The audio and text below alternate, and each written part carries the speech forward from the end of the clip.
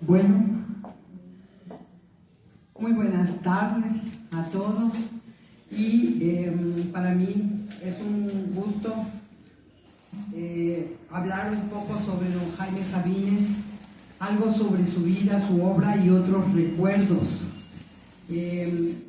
Quiero comentar que, bueno, en este centenario de su nacimiento, el día 25 de marzo desde 2026 hubiera cumplido el 100 años, y para nosotros pues es un orgullo de Chiapas tener un poeta de esa dimensión, de un poeta tan querido, uno de los poetas más queridos del siglo XX, más admirados por tanta gente, más leídos, que yo creo que es lo que un poeta aspira.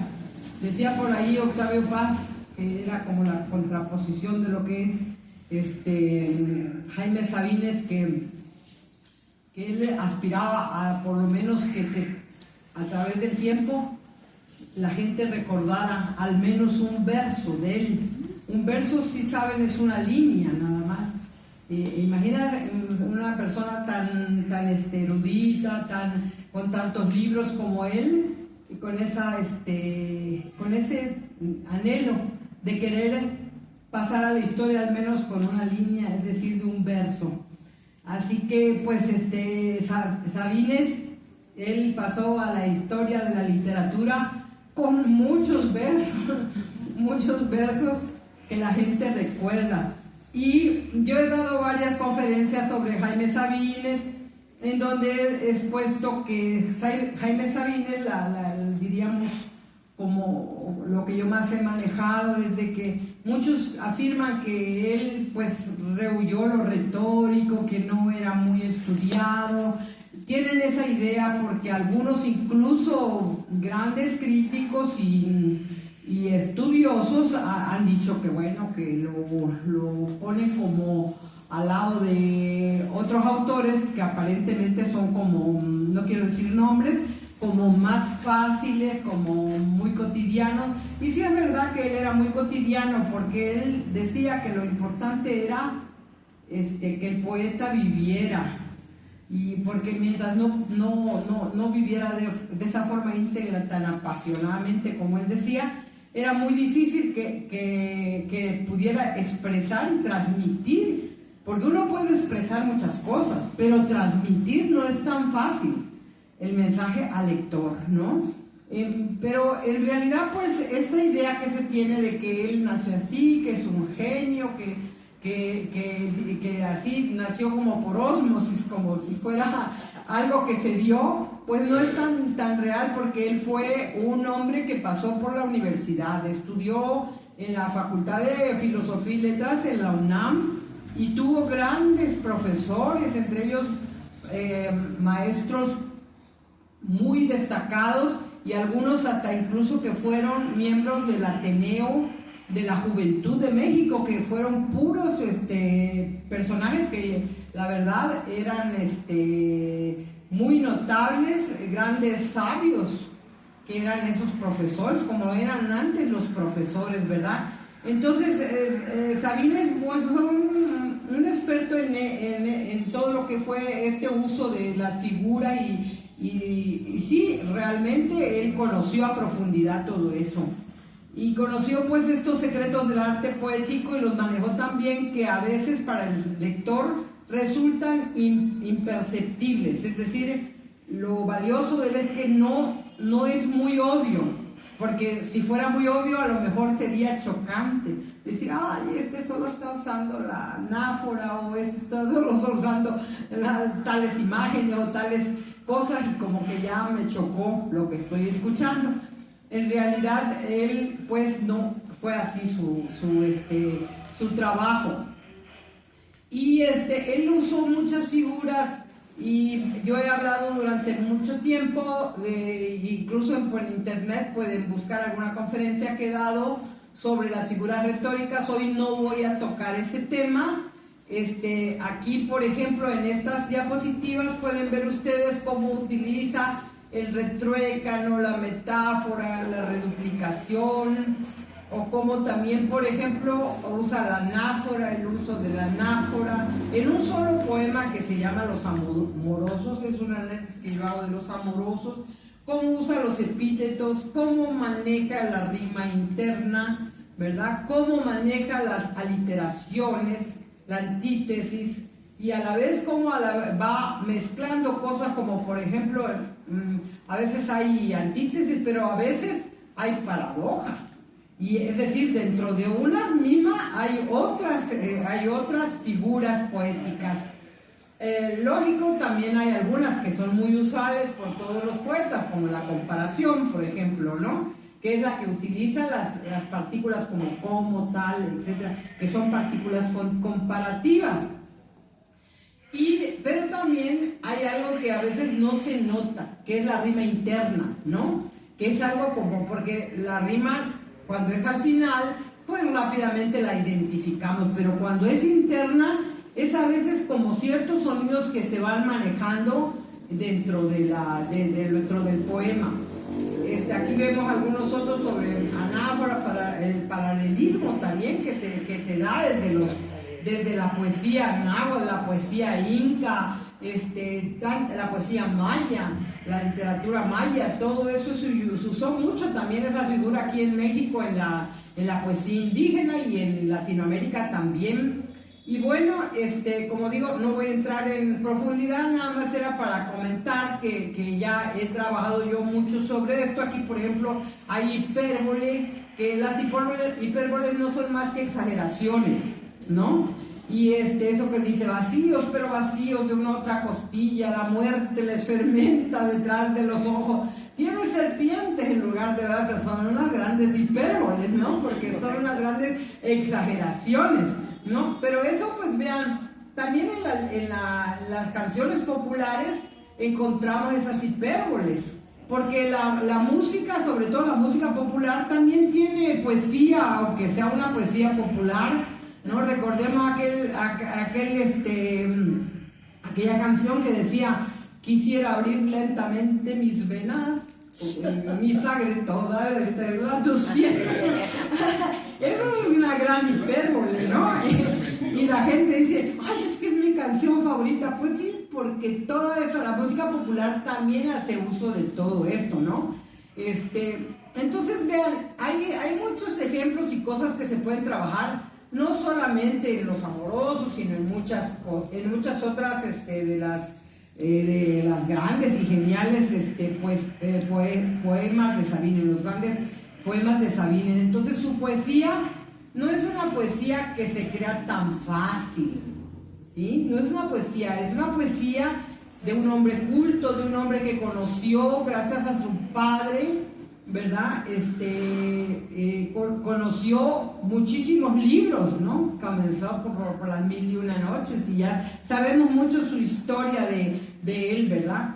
Dice Juan Domingo Argüelles que Sabines hizo el milagro de que la poesía llegara a muchísimas personas en un país en el que no se tiene el gusto de leer mucho, ¿verdad? Su muerte, dice, es una indudable pérdida, eso lo dijo cuando murió. Una pérdida física como una poesía, pero ya es su obra está ahí, independientemente de su pérdida física, como una poesía y esencial del país.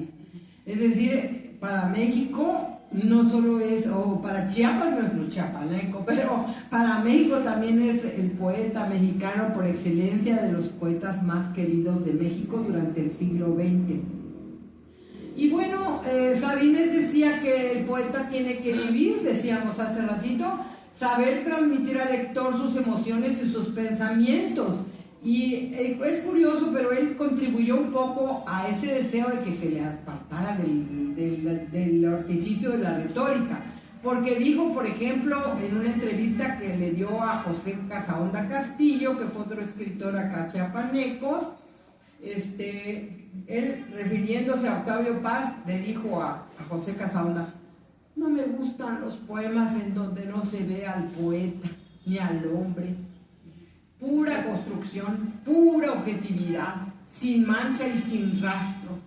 Tal vez eso sea la poesía, es decir, él no creía que él tenía la piedra filosofal, tal vez eso sea la poesía, la belleza con mayúsculas. No sé, dice, ¿se está viendo bien ahí? Sí. Y todo arte verdadero es un mensaje humano, decía él. Y luego más adelante en esa entrevista afirmó, eso que llaman poesía social es una definición limitada. Toda poesía es de verdad social. Otra cosa es la intención política del artista, la realice o no. Es decir, lo social ya no lo tenemos que estar expresando. Mueran los capitalistas. No tenemos que hacerlo así los poetas.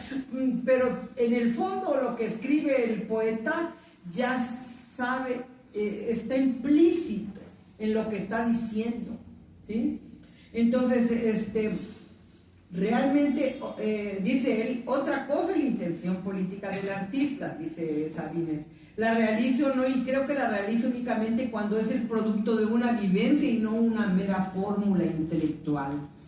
Es lo que pasa muchas veces cuando uno lee un poeta y dice, qué bien escribe, pero no sé qué dice, ¿verdad? Entonces no le entiendo nada, ¿verdad? A veces pudiera ser que haya unos muy avesados y muy eruditos que sí le entiendan bien, pero no llegan al público en general.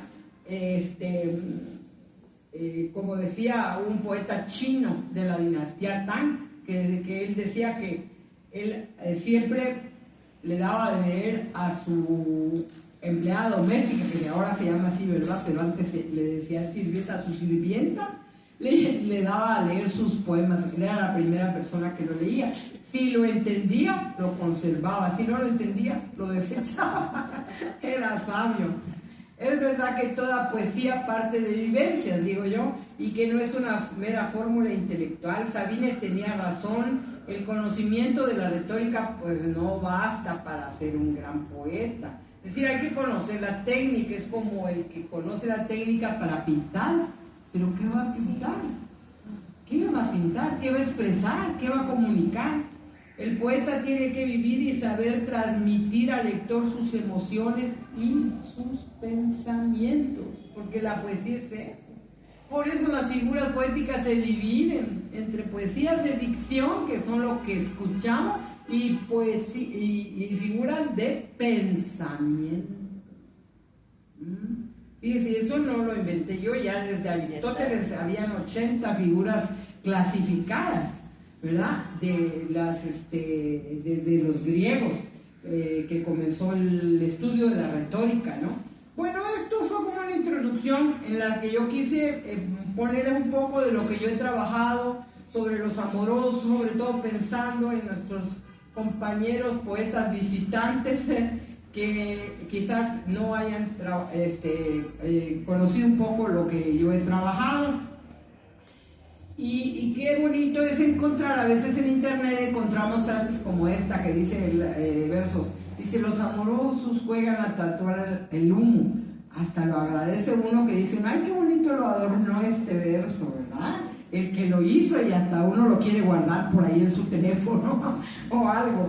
Pero a veces, fíjense, hay cosas que uno encuentra en internet, como por ejemplo esto que dice, ¿sabes cómo sé que te amo? ¿Cómo? Dice, porque me gusta que sepas dónde estoy, no por obligación, sino porque tienes derecho a saber a dónde te llevo cuando no te llevo de la mano. Entonces a veces dice uno, ¿de dónde viene esto? Porque bueno, hay cosas que uno no es imposible que uno sepa todo lo que él escribió, pero como en internet circula muchas cosas que son ciertas y otras que son falsas. Sí se agradece que por lo menos cuando pongan algo que quieran poner por ahí, pues que pongan de dónde viene, o sea, qué poema o lo que sea. Por ejemplo, este que dice aquí, te besaría levemente apenas rozándote mis labios y te diría cualquier cosa en voz baja y me quedaría dormido a tu lado, pero no está.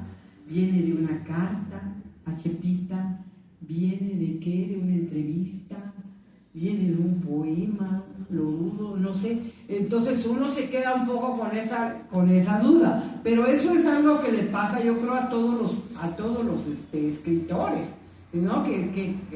Miren, por ejemplo, acá. Ahí está la foto de la maca. Ahí está la foto de la maca.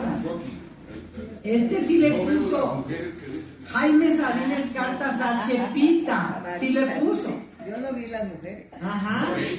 Ella es la que Sí. vio las mujeres. Ajá, sí, las vi de un lado había uno y del otro lado. Entonces vean, por ejemplo, 1415 personas, dice ahí tweets, que quiere decir que lo han replicado. 1415 personas replicaron esto. Y sí tuvo la gentileza de poner que es una parte de cartas a Chepita. Pero también es discutible. ¿Qué quiero decir? Qué bueno que lo puso él aquí.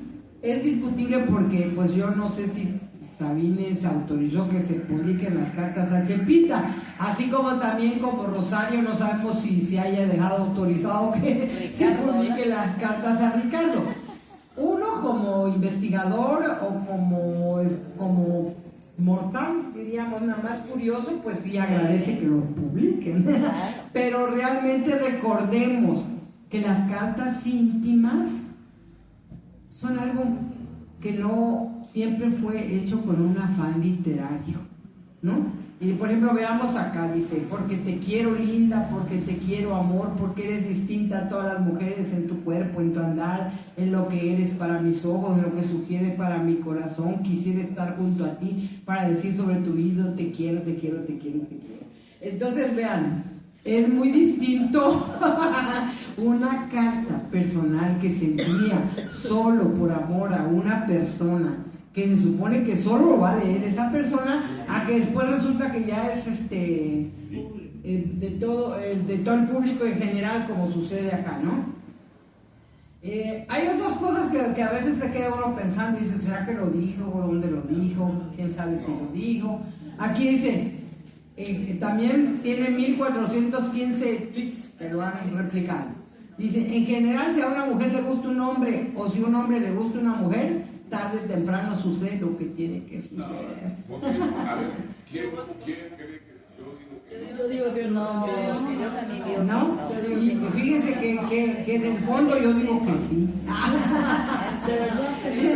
Porque es que les voy a decir, no sé si realmente lo dijo Sabines, no puedo yo asegurarlo. Yo buscando cosas en internet sobre Jaime Sabines, porque es mucho lo que se dice. Quizás sí lo dijo, porque él era un hombre muy enamorado, muy mujeriego. Pero en el fondo, fíjense, les voy a decir una cosa. ¿Por qué pasan muchas cosas que a veces no deben de ocurrir? Que dice, ¿por qué se enamoró el primo de la prima? Pues porque hay una cosa que se llama atracción, ¿verdad? Por eso, como dice ahí, si a un hombre le gusta a una mujer le gusta un hombre y a un hombre le gusta una mujer, pues tarde o temprano sucede lo que tiene que suceder, ¿verdad? Pero una cosa, tiene que ser recíproco. Ojo con eso, porque a veces se malentiende y por eso suceden tantas desgracias. Bueno, acá hay otra que encontré que no sé si realmente corresponde a Sabines. Habría que hacer una tesis doctoral sobre eso para realmente dedicar años a realmente saber si lo dijo o no lo dijo. Dice aquí, en la cama ocurre lo mejor de la vida, el nacimiento, el amor, la escritura y la muerte. Bueno, acá es otro. ¿Eso que pasó? Sí, lo dijo. Les estoy diciendo que yo no sé dónde salió. Viene de una que se llama Acción Poética y también lo han replicado 1415 personas. Pero como no ponen de dónde viene, uno sí queda siempre con esa duda. Pero bueno, la idea de decir es como concientizar que cuando utilizamos algo de un escritor, decía ¿cómo se llama? No, es que ahorita se me fue el nombre, que hay uno que dice hay que pagar el crédito al autor.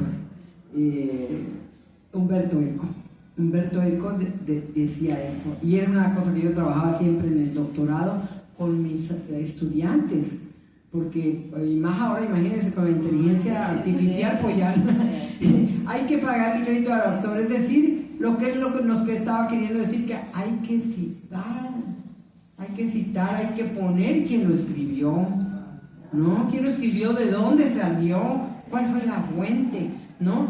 Aquí, por ejemplo, bueno, pues esto se supone que viene de las cartas a Chepita, ahí lo puso, miren. Sí se puede hacer, nomás dice Jaime Sabines, cartas a Chepita.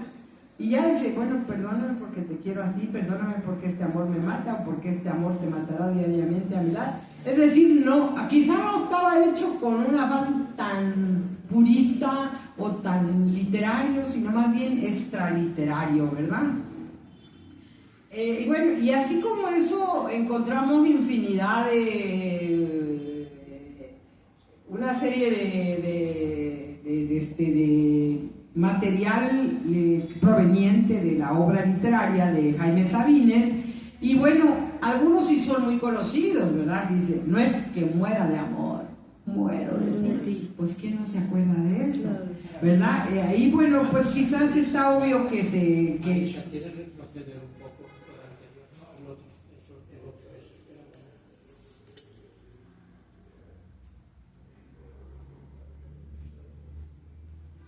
vamos más rápido, mi amor, porque es que si no después no nos va a dar tiempo. Miren, yo quería leerles rápidamente un trabajo, porque ya no lo quise trabajar en láminas porque eso es muy largo, para que es un trabajo que se llama Jaime Sabines y que tiene que ver con esto de su vida y algunos recuerdos sobre el poeta. Y dice así: hay una serie de descubrimientos, de encuentros fortuitos, de momentos en que siempre nos hemos enfrentado con el hombre, con el poeta, pero siempre con un ser humano. Visiones o imágenes que nos acompañan a través del tiempo, que rescatamos para este gran homenaje al poeta Jaime Sabines. Puentes y momentos de mi vida que me llenan de nostalgia, pero también de gusto, porque al traerlos a la mente vuelvo a vivirlos como si hubieran ocurrido el día de ayer. Poco a poco se vienen los recuerdos. Hay una ciudad con ambimbos, más bien un pueblo grande, con rocola en el parque, quinceañeras que sueñan en sus bancas, niños boleros y muchos laureles, una iglesia donde muy cerca murió Joaquín Miguel Gutiérrez y su callejón del sacrificio. La nana me lleva a misa, paseamos por el Ateneo, cerrado por ser domingo, un edificio que parece un templo al lado de la catedral. Me da cierto miedo cuando mi nana me dice que ahí hay solamente hombres raros. En ese Ateneo sesionaban Jaime Sabines, Rosario Castellanos, Eliseo Mellanes, Miguel Álvarez del Toro, Fernando Castañón y otros tantos que transformaron la cultura de Chiapas, Andrés Fraude de Garroca, por ejemplo. Surge el recuerdo de la tía Chofi, esa viejita de chonguito levantado hacia el cielo, que llegó a ver mi madre varias veces en Tuxtla Berriozábal, con su falda larga y su mirada seria, como si fuera misa, con su sombrilla y su leyenda a cuestas. La veía pasar desde el balcón de la vieja casona de mis abuelos, situada atrás de catedral. Decía mi madre, mis ojos de niña buscaban los suyos, pero ella observaba la calle o la banqueta como si se concentrara en su destino. Hoy descansa en el panteón de Berriozábal con una tumba remodelada que es visitada por muchas personas a las que les atrae la figura de esa mujer que inspiró aquel célebre poema. Siempre que se habla de Jaime Sabines se hace alusión a los orígenes libaneses de su padre. Hoy me gustaría hablar con ustedes del lado chiapaneco y de sus antecesores, puentes que nos van uniendo en principio por lazos familiares por parte de mi madre y su tatarabuelo, también tatarabuelo del poeta, un español de Santander que llegó en 1783 a finales del siglo XVIII, luego de 14 días de viaje desde el entonces Espíritu Santo, ahora Coatzacoalcos, después de atravesar el Océano Atlántico. Su nombre era Miguel Antonio Gutiérrez del Arroyo y Alonso y tenía 34 años. San Marcos Tuxtla tendría apenas 3.580 habitantes, de los cuales casi 3.000 eran indígenas. Luego de 5 años de trabajo con los pocos recursos que había traído, dedicándose a la venta de cacao y toda clase de cereales para revenderlos, pudo reunir una buena cantidad de dinero para comprar la finca Don Rodrigo, hoy Berriozábal. El casco se conserva semiabandonado y es una pena que no haya sido utilizado para hacer un museo de Jaime Sabines y por lo cual nos atrevemos a hacer una propuesta al gobierno del estado para recuperar ese inmueble, donde se dedicó también este personaje que fue su antepasado de Jaime Sabines y también a la vez antepasado de nosotros, a la cría de ganado, y aparte de continuar con una tienda de abarrotes e industria.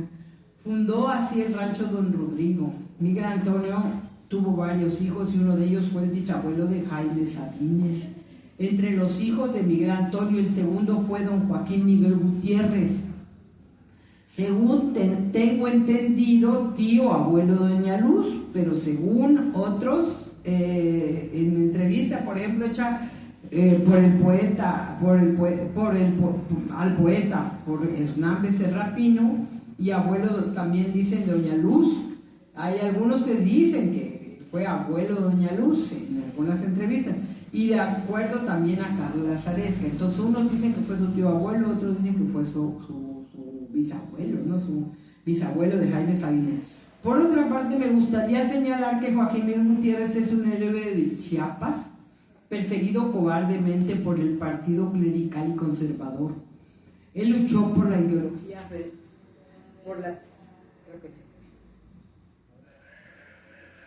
ideología federalista, fue caudillo de la independencia, antiesclavista, defensor de la democracia, respetuoso del indígena y de los derechos del pueblo, incluso precursor de la reforma.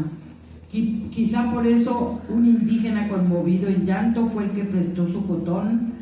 El cotón es como un zarape, diríamos, que usan los indígenas, para cubrir su cadáver desnudo después de ser arrastrado por sus enemigos y traidores. Por parte de mi abuela paterna tengo nexos con los Gutiérrez, pues un día nos confesó que su apellido podría haber sido Gutiérrez y no Zambrano. Por esos azares de la vida que ni los mayores saben explicar bien, parece que mi bisabuelo Saúl Zambrano venía siendo hijo natural del héroe, quien murió sin poder darle reconocimiento a su hijo, y por eso perduró el apellido Zambrano en vez de Gutiérrez en esa rama de la familia. Por parte de mi abuela Delia Rincón Gutiérrez también tenemos cercanía con esa familia. Mi abuela vivió en Berriozábal de niña, y cuando mis abuelos se retiraron luego de atender su tienda en Tusca durante 40 años, se fueron allí, y así que mi vida que ha sido marcada siempre por ese pueblo al que regreso cada fin de semana, porque mis padres vivieron ahí mucho tiempo, y también mi hermano Daniel, quien todavía radica ahí. Desde el 85 he vivido por temporadas en ese pueblo de la tía Chofi, también yo. Las historias que relataba mi abuela sobre ese rancho y sobre su bisabuelo giran en mi mente continuamente, y a veces no sé si son historia o leyenda, pero lo que sí tengo cierto es el orgullo de venir de una familia así. Muchas veces hemos ido a ver el casco de la hacienda, que tiene todavía algunos detalles coloniales y que hoy parece haber sido por completo destruido.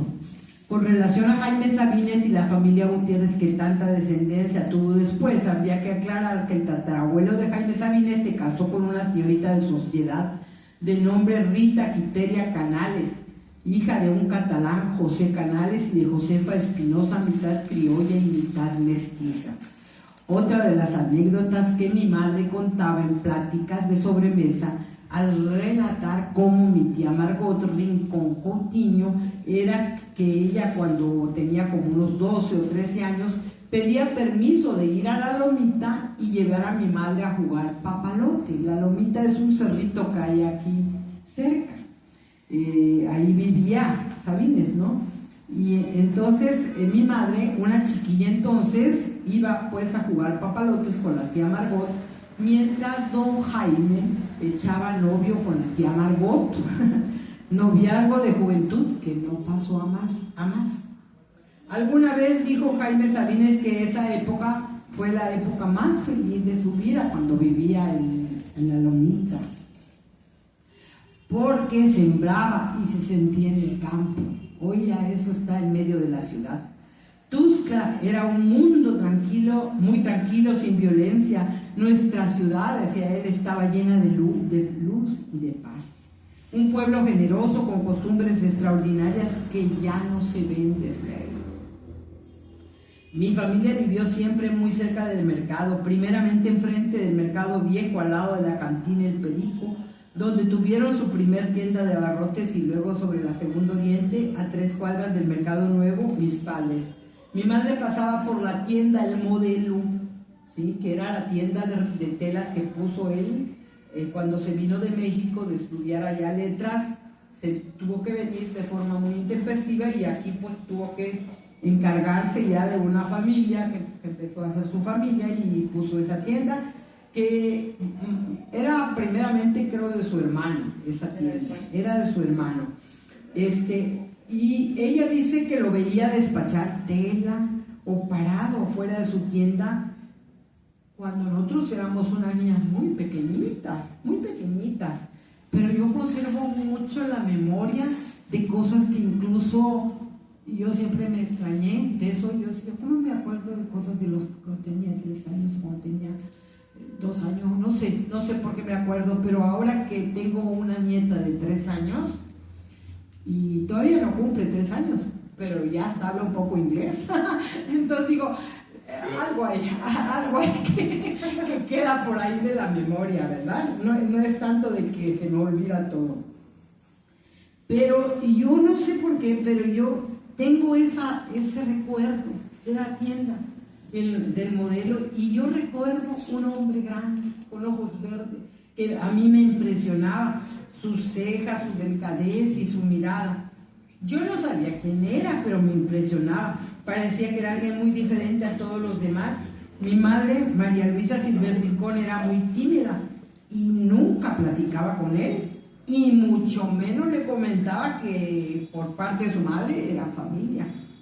Don Jaime Sabines llegó también a visitar a mi casa como amigo de mi padre, Carlos Alberto Trejo Zambrano, y asistir a algunos de sus cumpleaños y reuniones de familia, y tomaba en esa época café con piquete, su cafecito y su piquete. Mi madre recuerda que le ponía un termo, porque era tan cafetero que había que pasarle un termo, ¿sí?, de donde él se servía el café, se estaba haciendo el café, y le agregaba brandy, en lugar de tomarlo con Coca-Cola o agua mineral, como se estilaba ya en esa época. Mi hermana y yo éramos muy pequeñas y no lo identificábamos como poeta. Para nosotros era otra persona que llegaba allá a la casa a tomar trago con mi papá. Todavía no grababa aquel disco con sus poemas de Voz Viva de México, que luego escucharíamos todos los días, aprendiéndonos sus poemas y soñando también nosotras en convertirnos en poetas.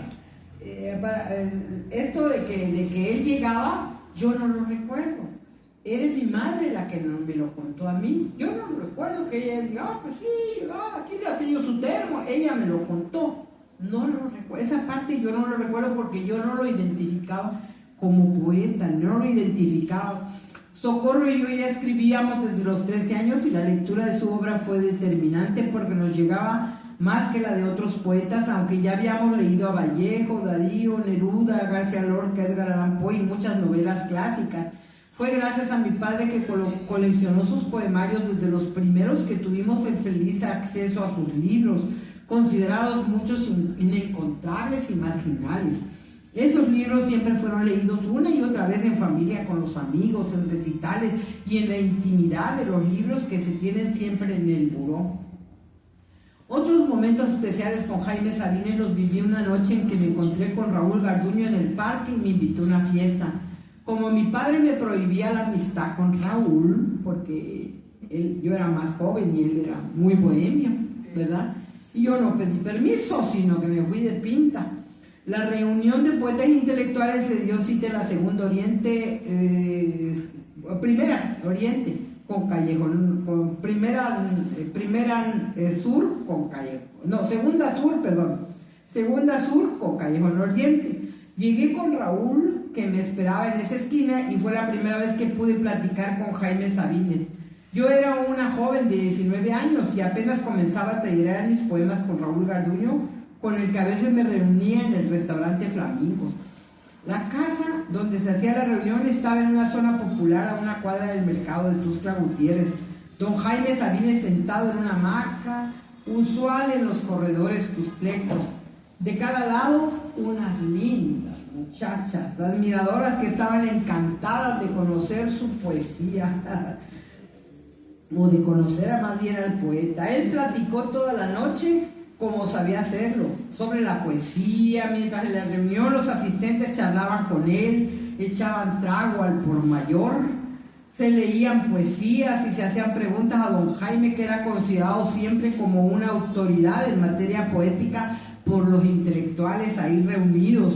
Él contestaba como si estuviera diciendo un poema, y su trato era amable, pero no fácil, porque había que estar a la altura de lo que hablaba, aunque sí era un hombre muy sencillo, dulce, pero inteligente.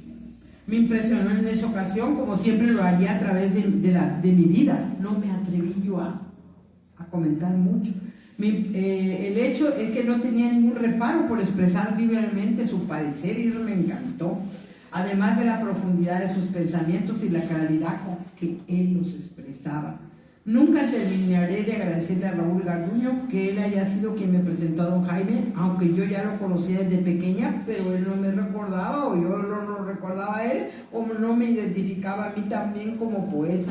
Fue la primera vez que pude decirle que escribía poesía y leer un pequeño poema que me acababa de publicar Raúl en la revista de la Universidad Autónoma de Chiapas, Divulgación Literaria. Yo era apenas una jovencita y hablar con él para mí fue una experiencia que marcó mi vida, ya que definió de una vez por todas mi interés hacia la literatura, aunque ya escribía desde los 13 años.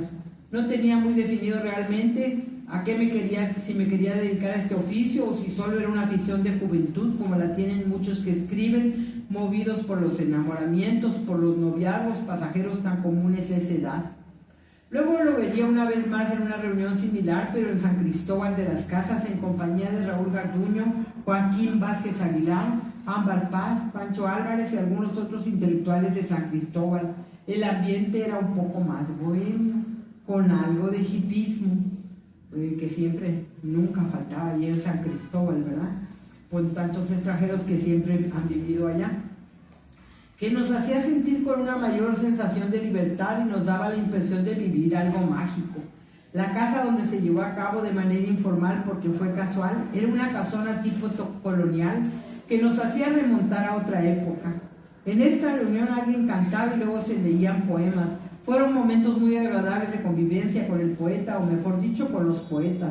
Todos queridos, todos magníficos. No sé si ellos recuerdan esta reunión, pero en mi mente sí permanece clara y verdadera su voz, declamando algún poema que le pedíamos dijera. Sus palabras y su personalidad impactante eran difíciles de pasar por alto. Las horas pasaron hasta la madrugada con mucho frío, pero el calor de las ideas y el gusto por la poesía en lo que fue una maravillosa velada. Posteriormente, don Jaime se hizo muy amigo de mi hermana Socorrito, con quien sostenía largas conversaciones telefónicas, que Socorrito lo empezó a frecuentar y a conocer cuando ella trabajaba en la Secretaría General de Gobierno, y el secretario general de Gobierno, creo que es la única vez que en la vida que ha habido un poeta que era secretario general de Gobierno. Entonces a cada rato llegaba a visitar a don Jaime Sabines. Era asesor de su hermano. ¿Era asesor? Sí, era. Pero Noquis no era... El Noquis Cancino, otro poeta. Era el secretario general de Era Gobierno. muy bonito Sí. mi trabajo. Y Marisa lo debe saber porque el secretario era poeta, no Cancino, Sí, un gran el secretario era Enoquis. El jefe directo mío era su secretario Otro particular, poeta. que era otro poeta. Alberto y Garzón. luego estaba don Jaime Sabines ahí a un lado como asesor. Entonces, Y era Jaime Sabines perfecto. era su asesor. Creo que fue. Y por eso mismo la gente luego lo quiso tanto también a su hermano Juan, que fue gobernador, porque luego hubo otro Juan, que es hijo de don Juan, que fue gobernador posteriormente, pero pues ese ya es otra historia. Al Juan que yo me estoy refiriendo era el primero, ¿verdad? Bueno, entonces de esa época que Socorrito se hizo su amiga, que fue un poquito antes de casarse ella. Bueno, yo trataba siempre de escuchar por el otro teléfono cuando ella hablaba, Pero sin atrever a interrumpir. Desde la universidad. Sí, ya cuando estábamos en la UNAM también le seguía hablando por teléfono, porque aquí lo veía en persona, pero allá pues era... Es que eso fue antes, Marisa, cuando le hablé en México, y después ya cuando vine es cuando ya lo pude conocer. Ajá, exactamente así está. Y cuando estábamos en la UNAM le hablaba por teléfono desde México, y cuando estaba acá en Tuxtla, ella era presencial su contacto. Y Marisa también escuchaba, porque ahí nada más teníamos un teléfono. Pero ahí se ponía al lado a ver qué estaba diciendo. Para escucharlo, ¿verdad? Pero yo no me atreví a interrumpir porque decía yo, bueno, es una conversación entre ellos dos. No tengo yo que estar metiendo la cuchara, como dicen. Más que al final, a veces para saludarlo. Lo que yo quería era escucharlo. Socorro lo había conocido cuando ella trabajaba con No Casino Casaondi con Alberto Garzón en la Secretaría de Gobierno del Estado. Su hermano Juan Sabines era en ese entonces gobernador en esta entidad.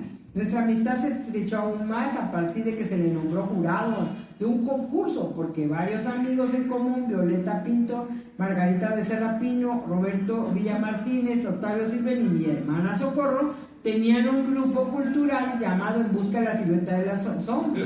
Ya Socorrito contó ayer esa anécdota que querían que fuera jurado y que él no dijo... Quizás lo dijo pensando de que no le iban a cambiar el nombre a la asociación. Digo, sí voy a ser jurado, pero si le cambian el nombre a la asociación, que se llamaba el problema era En Busca de la Silueta su nombre de la en el Sombra. cartel. Ese era el problema, no quería que apareciera. Y no querían que apareciera su nombre en el cartel. Todo eso nos lo platicó Socorrito ayer. Pero al final apareció y bueno, como sí le cambiaron el nombre a la asociación, fue que se llamó Romualdo Moguel, un periodista singular, especie de Quijote, que tuvo en la ciudad de Tuxtla Gutiérrez, porque hacía su periódico a mano, y escribía en contra del gobierno. En papel de China y le ponía... Un día mi padre me hizo un regalo de cumpleaños, me marcó una estrellita de oriente de su mano, pero luego, como decía mi abuelita, le crió pie. Y alguien se lo llevó de la casa, la estrellita de Oriente. Bueno, entonces en una ocasión cuando le llamamos para agradecerle un libro, Socorro me dijo que le había contado que lo habían vuelto a operar por no sé qué, si por la 11ª vez o por tuvo más de 30 operaciones. Ese día escribí el poema con mi propia zomba, que se lo dediqué a él y se lo envié por carta. Siempre fue muy sencillo, generoso, agradecido y detallista. También lo habíamos visto en el homenaje que se le hiciera en el Poliforum de Tuxtla Gutiérrez y en otros eventos públicos. Lo vi también en Yuria para una entrevista que le hiciera a mi querido amigo Juanito Balboa, pero no nos atrevimos ni José Luis y yo a interrumpir tampoco la entrevista. Pero había mucho respeto en eso. Y lo acompañamos a Juanito Balboa, que le hizo la entrevista, y bueno, estuvimos ahí rodeados de pinos, en ese precioso rancho que él tenía, en el paisaje que él le encantaba. El nombre de Jaime Sabines nos ha acompañado también en diversos homenajes, encuentros, pequeñas antologías, artículos en suplementos culturales y recitales que le hemos dedicado a Socorro Trejo Silven, mi hermana y yo, desde 1985, y que hemos organizado año con año en Chiapas. Uno de los más lindos fue el primer encuentro internacional del año 2006, por el 80 aniversario de su nacimiento, donde participaron 120 poetas, entre los cuales estuvieron muchos chiapanecos y alrededor de 60 poetas nacionales e internacionales. En aquella época había un gran florecimiento y había mucho apoyo por parte de las universidades, del gobierno, de los organismos, o sea, todos querían participar y cada universidad nos acogía 5 o 6 invitados en general, algunos incluso que eran muy famosos, hasta les pagaban su billete de avión y todo. El gobierno del estado les mandaba a los poetas una canastita con café y bueno, eran unas épocas de oro que yo creo que ya actualmente, cuando hablo de que más de 100 poetas lo añoramos, y es un poco complicado ahorita poder hacer una cosa así. Entonces, el cariño que todavía sentimos por él se mantiene vivo a pesar de que ha pasado, pues ya, ¿cuántos de su fallecimiento? Yo soy mala para las fechas. En 99 murió. Murió en 99, 27 años de su fallecimiento, ¿no? Y Y bueno, este trabajo culmina con un fragmento que no se lo voy a leer yo hoy, porque lo voy a leer mañana. ¿No lo vas a leer? No lo voy a leer porque lo voy a leer mañana es una como prosa poética que hice dedicada a él, describiendo la figura de don Jaime. Es muy chiquita, como de una cuartilla, y le pedí permiso a Lupita de si nos da unos 5 minutitos para leerla. No sé cuánto tiempo vamos a tener para leer mañana en la entrega de la medalla Jaime Sáenz. Tenemos 3 minutos mañana. Por persona. Sí. Ajá, entonces sí, yo creo que esos son 3 minutos porque es este cachito. Sí. Es muy rapidito, pero es una descripción, y por eso no voy a leerla hoy, el día de hoy. Yo les agradezco su paciencia y toda su atención y todo el apoyo que nos ha dado la universidad, el Museo de Chiapas, el Seminario de Cultura, el Museo Regional de Chiapas, el Grupo Escritores Torres y todos los que nos han apoyado en esto. Y quiero invitarlos a que continuemos ahorita. Disculpe que ya no haya preguntas ni más comentarios, solamente un comentario voy a dar. Nada más para agregar algo a lo tuyo. Ayer alguien de los ponentes dijo que era, me escuchan, ¿verdad? Que era, Es que se está grabando. que era un poco arisco don Jaime, ¿sí? Que casi, o no arisco, huraño. Sí. Pero yo nunca lo vi huraño, no sé cómo lo viste tú, ¿no? No, accesible, Sí, era muy sencillo. accesible. Nunca era Y cuando yo pretenciosa. trabajaba con el doctor Noquis, cumplió años. Pero sí muy inteligente. Cumplió años un tío, el esposo de la tía Carmita, hermanita de mi papá, y se le ocurrió decirle no que usted era a la fiesta. Y me dice, sí, ¿dónde es? Ahí voy a llegar. Pero yo dije, y le dije yo a todos, ahí va a venir don Jaime. ¿Qué va a venir? Me dice, no va a venir. Cuando va a aparecer. Y ahí está, tengo fotos, ahí está testimonio. Y yo estaba en ese tiempo con otro noviecito, pero así embelesada, estaban viendo toda la gente a don Jaime, que estaba ahí sentado al lado del tío Pedro y de mi papá. Sí, pues sí, llegó, o sea, dices tú, bueno, Sí, ¿qué son más muchos fácil son recuerdos, por eso de lo la vida? titulé así mi conferencia, de que algunos recuerdos y todo eso. Muchas gracias a todos y vamos a continuar con, voy a pedir a Mayrín y a María Juliana Villafañe que pasen porque ellas nos van a hablar sobre sus libros. Y con eso vamos a finalizar el Festival Internacional, el 20º, el Festival Internacional Palabra en el Mundo en Chiapas. Y es un gusto para mí presentar a ambas que nos van a hablar sobre sus libros. Yo no quiero volver otra vez a leer sus síntesis porque ya las hemos leído ayer de forma muy amplia, sino más bien cederles el micrófono para que ellas nos hablen de su libro, de sus libros, y pues lean si quieren algunos poemas de los míos.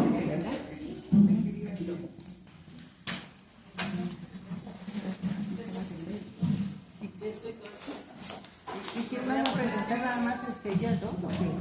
Sí, nosotros dos. Sí. Vamos a... Y bueno, ¿cuándo se alcanzó a ver? Pero es difícil hablar de uno mismo, ¿verdad? En los poemas, acerca del libro. Este libro titula Esta manera de volar en globo. Ahorita le doy otro. Y lo presenté